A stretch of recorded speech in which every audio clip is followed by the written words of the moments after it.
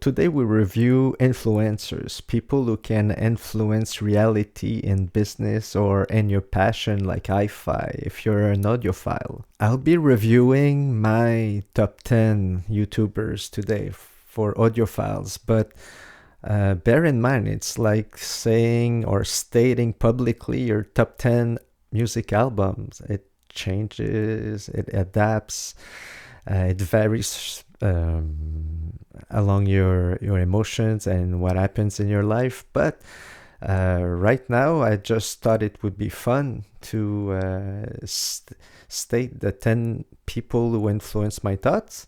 And with the comments down below, I'll learn more and I'll evolve and progress. So please comment on the YouTubers I missed. Please provide all the information you can if it can bring the culture a little bit further. Cope with the distance for business assistance. Let's hope this channel is a stereoscope of your sea core, keeping the boat afloat. Don't hide, subscribe, like and write. When together we think the future is bright.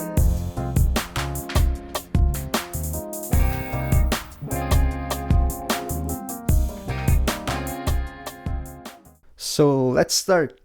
Number 10. It's ex aequo, Gramophone, and Moon Audio. Why? Because when you do commercial channels like they do, you're not impartial. You're representing brands that you're selling. So it's very hard to win the heart of of people who go on YouTube. But these two companies have developed a voice online that I find interesting, that I can replicate I can be inspired by. So and at my work, so I really love these two YouTubers. Let's start with Gramophone, just an example. Hey guys, Luke here, your digital concierge with Gramophone. Today we're going to be doing a more in-depth look at the Tribe Tower by Totem. Why this is a very special speaker in the Totem lineup, and just a special speaker overall if you ask me. You guys may remember the video we did at our Gaithersburg showroom of the Totem Tribe living room. These are those same towers. They have since come to live at the Timonium showroom so that we can demonstrate them more for 2-channel, as these are such a versatile product. But they have a very cool history to them, an awesome design principle that I'm going to talk about. But I cannot wait to break it down for you guys, because these are truly a favorite among many of us here at Gramophone, and for excellent reason. You may not have heard much about Totem in the past, but from here on out you will, because these are a standout speaker line from a designer, manufacturer, and builder who stands head and shoulders above many others. So that was Gramophone. Let's see Moon Audio.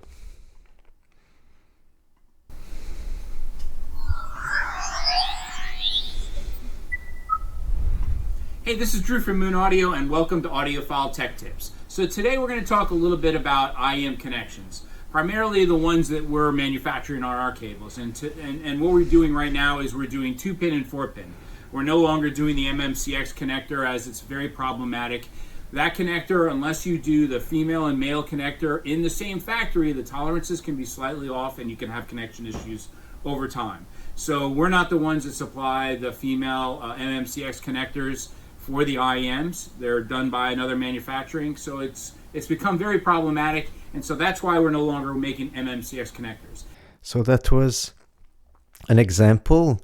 Thank you, Moon Audio, for their dedication to quality, especially through their cables. Now, if you're a YouTuber and you see the list from now on, don't bear in mind the number. I love you all. It's really just for fun that I put numbers here. What I liked about number 10 is they spoke with the voice and they vibe to their products. You can feel the passion. YouTubers are selected by their mind, of course, but also by their passion, how they communicate a true dedication to the craft or the culture or what they're talking about. So that brings us to number 9. But cutting to the chase, really, for me, there's one system that stood out to me, and I actually sat and listened to the system for about 2.5 hours, non-stop. I was chatting to a guy at the same time, but I literally sat and listened through all types of music that I would never normally listen to personally. But I enjoyed every single note. I appreciated every single note. I was struggling to find, any of the sonic characteristics I didn't really like about the system. It was just sounding big, effortlessly big, with a lovely immediacy. Everything was just sharp and immediate and crisp, but there was no crispness to the sound at all. Everything was presented with a softer roundedness to it. So it was a wonderful combination of crispness of sound, i.e. resolution, detail, especially in the high frequencies. The higher frequency resolution was really outstanding. Some of the best I think I've heard so far as an audiophile. So Pursue Perfect System. An amazing reviewer, lots of experience, and really dedicated to making, to helping us, like me, the people who make the greatest sound systems of the world. It's a little bit too high-end for me, so I feel a disconnection there, but it makes me dream about the ideal systems and all that. So I put him 9 for that reason, but hope and dreams are the motor of any passion. That brings us to number 8. Andrew Robinson and Christy. You'd be forgiven if you thought that I was showing you footage of the original SUG-700 because the Mark II, at least visually, looks no different. In fact, most of the changes from Mark I to II are internal. Like the Mark I, the Mark II produces 70 watts per channel into 8 ohms and 140 watts into 4. The Technics is not a Class D amp, but it is an all-digital amplifier. Let me explain. Possessing both analog and digital inputs, the G700 can connect to a digital music streamer or disc spinner, the same as it can a turntable or tape deck. So Andrew Robinson, very interesting guy. Their presentation of equipment and of their thoughts is very lush and well organized. I really like the dynamic with Christy, I believe his wife.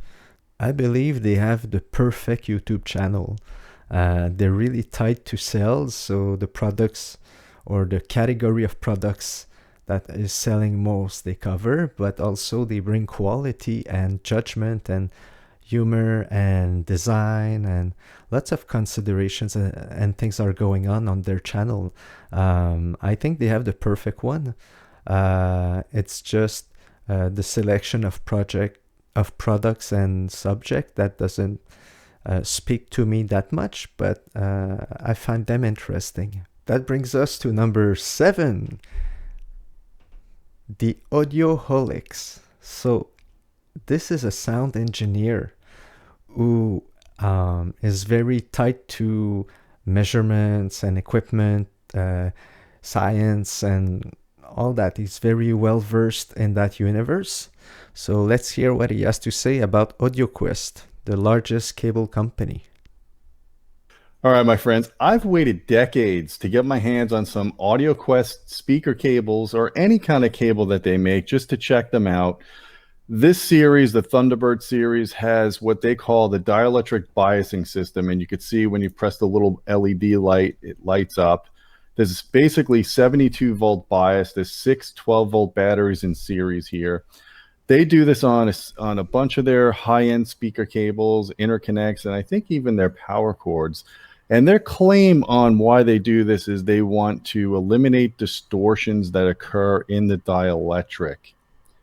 Now, I know I often talk about snake oil and cables, and I'm not trying to single out AudioQuest, but let's be honest, they are the biggest cable maker of high-end cables right now. And they also make a lot of claims on their website that go against basic understood engineering principles.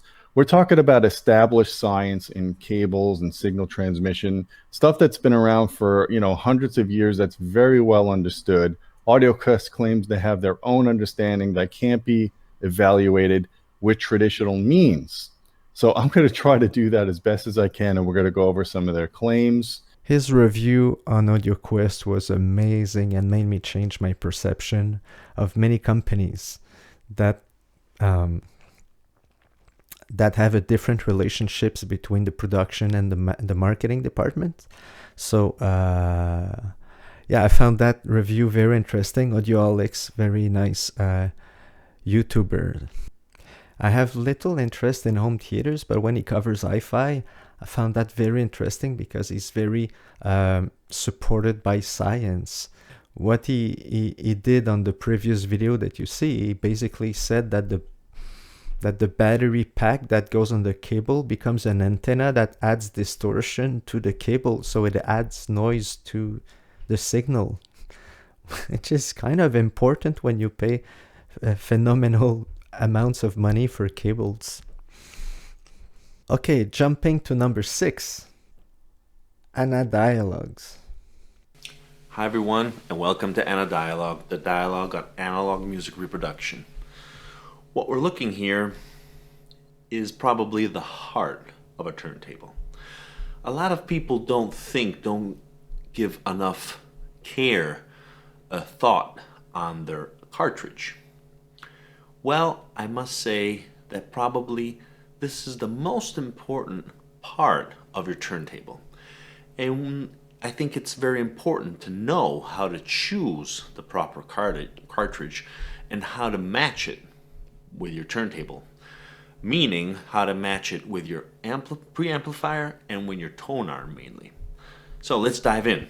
So Anadialogue, phenomenal YouTuber, lots of research going on. He covers things that are difficult to cover. He addresses technical challenges. Very nice YouTuber. He made me understood gears like no other could or have.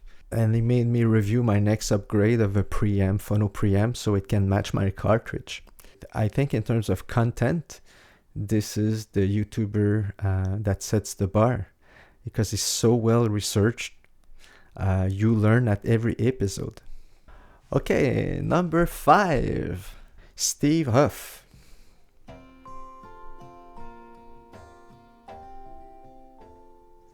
Woke up to a snowstorm, or some beautiful snow, I should say, living out in the woods. It's pretty beautiful when it snows like this, and it's not so cold.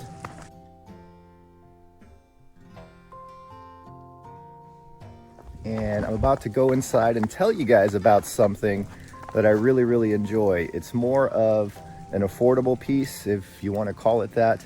But let's go inside and talk about this integrated amp that I think you guys are really going to enjoy. I'm looking for a little bit of tube sound, but I want solid state drive. I don't want something that costs $5,000. I need something under $3,000. It has to sound sweet, musical, but have impact and drive and body. That sounds like the Heaven 11 Billy Mark II. So Steve Huff is a passionate. He's well versed in terms of knowledge, but you can feel the passion at every piece of equipment or not that he has. He lives in a dream setup, and his dream is contagious. I want to buy the Billy Mark II because of him. That brings us to the next 4. The next 4 YouTubers that has impact on me seriously over the past year or so. So number 4, Chase Yagi. The voice is never, it's not an unfamiliar track to me. I listened to this track, a few times, but I've never experienced this track in such a way, such an emotional way that it actually made me tear up. And the funny thing is, I have no emotional connection with this track, yet it made me so emotionally involved with the music that I was listening to that it made me tear up. Now, after we ate some pizza and we listened to the RCA speakers more and more, and every single track, every single music that came on, I was simply just flabbergasted.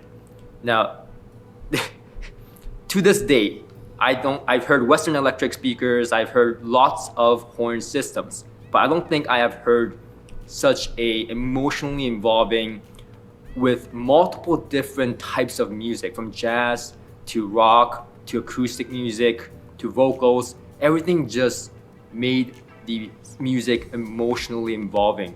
And it's almost like a full-scale response as well. I experienced some horn speakers where it's just really mid-range and high frequency heavy, it's very sweet and nice, but it's never this much involving in the bass region as well, like textured, the tonality, the sound staging, the imaging. Often horn speakers, I feel like, don't exactly have audiophile qualities that some of us look for, like imaging and separation and stuff like that. But when you hear the RCA speakers, not that it matters. Chase is a passionate as well. I think it shows in every episode, and he has fun, and he loves music, and he plays music, but also he got involved in the conception of an amp. So he's involved in manufacturing level as well. And what I like about him is he got a lot of experience at a very early age. So I think in all the YouTubers, it might be the one I identify myself the most. I like that he covers a wide spectrum of topics, from real to vintage to very new setup, expensive, affordable, amps, DACs, anything. It's very versatile, so you learn a lot with him. I also love that he went to South Korea recently and met with his original culture. So it was very emotional for him. You could see in the videos, and he can understand another language. It opens your mind. I also discovered my next phono preamp with him, so it influenced my taste, and most likely he's the one who got me interested in the Total Tribe Towers, my next or my dream speakers for now. So he had a lot of influence on me, on the way I see HiFi and on the way I approach things. Okay, number 3, someone dear to me, Thomas and Stereo. Today we are going to talk about the Galion TS120 tube integrated amp that I'm about to bring to market. Loic, one of my audio buddies, dropped by the other day, and within 5 minutes after listening to the Galion TS120, he said, "Thomas, oh my god, if the Doge 10 tube integrated amp is a unicorn, this is a Pegasus." So about a year and a half ago, I reviewed the Doge 10 tube integrated amp and called it a unicorn. At the time, just before my video created a tsunami of orders for Doge, Mr. Liu, the Doge designer, had a lot of free time. So I asked him to build me a KT150 tube integrated amp. Now the reason why you will see similarities in features between the Doge 10 MK3 and the Galion TS120 is because Doge not only adopted my voicing from my modified Doge 10 amp, but they also implemented some of the ideas I had for the TS120. Thomas has gained the respect of many people gradually.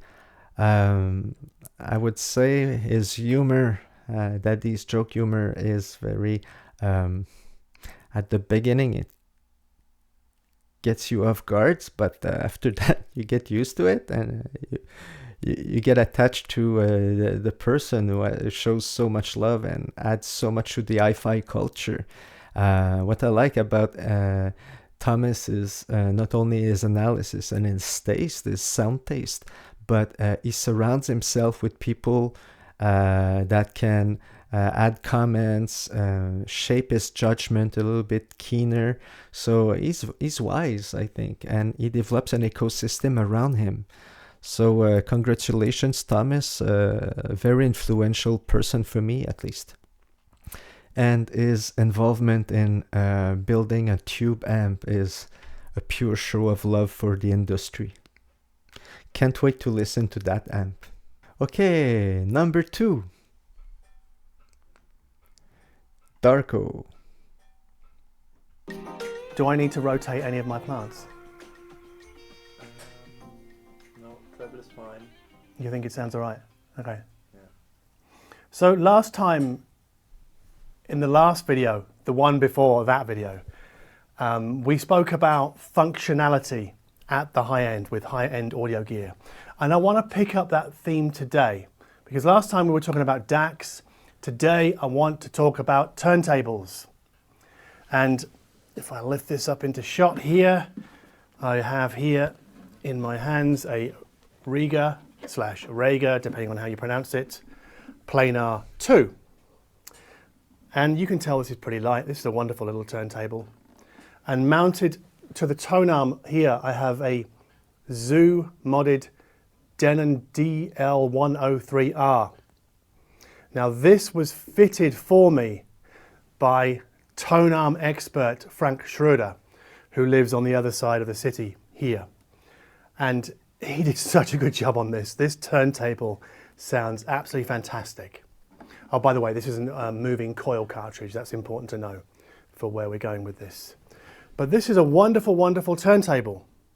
And this is possibly, in this apartment right now, this is my favorite sounding turntable. This has, for me, what I would call the best sound. So why then, let's put that down carefully, why then do you always see a Technics turntable in my videos? Because surely if the Rega is best, I would be using that all of the time, right? If it sounds best. So why am I using this Technics with the Audiophile 2M Black? So what Darko said is basically the other product has greater functionalities. So that influences his way to use the products. A very interesting Darko channel. Lots of products that you can hope to gain if you want. Lots of great reviews. Visually it's stunning. Sonically it's beautiful as well.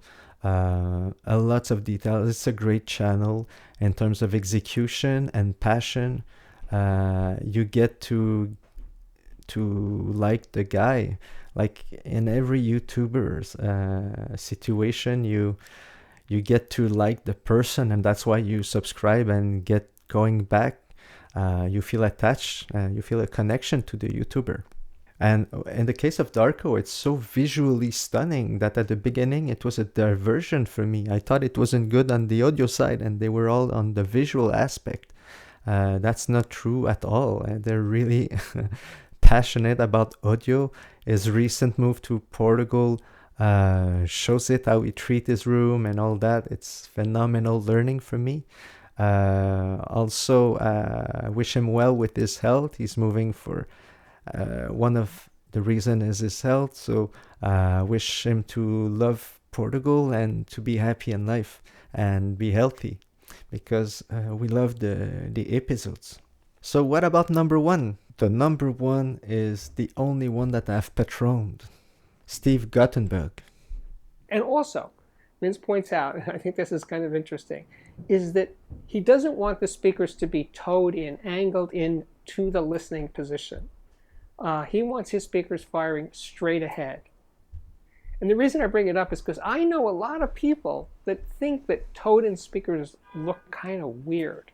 They want them to be parallel to the wall behind them. So Vince comes along and says, okay, I'm going to make my speakers sound good parallel to the wall behind them. I mean, it's that kind of detail that's just so basic but so rarely addressed in speaker design. So that's something.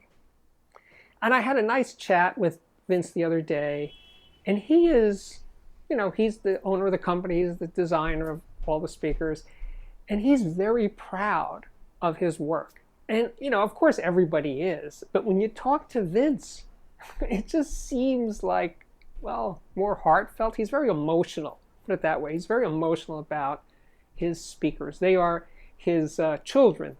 Vince was my math teacher, so actually through that episode of the Audiophiliac, I was able to reconnect with my math teacher of high school and relearn the name of the brand. He made speakers at that time, and now I saw on YouTube his speakers reviewed by the Audiophiliac, and they were accessible, so affordable, so I was able to purchase them.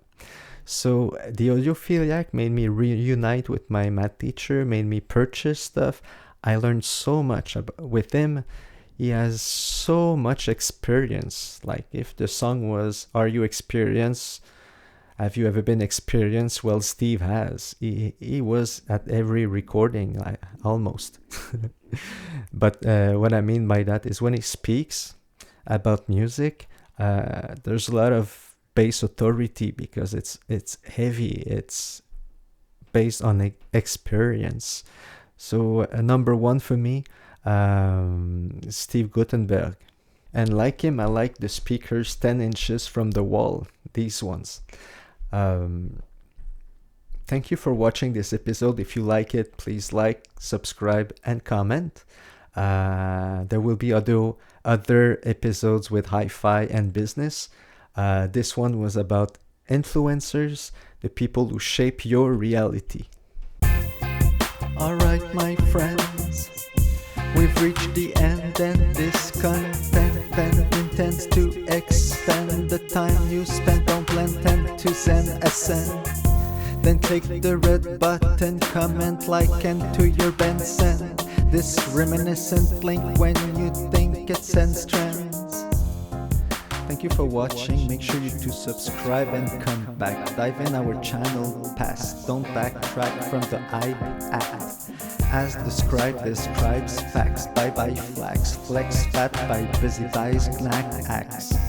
Counter-attack as to slack lags. And track the best pack tracks. Relax and watch as he's at the bat. The bass blast on YouTube is at. Now chat.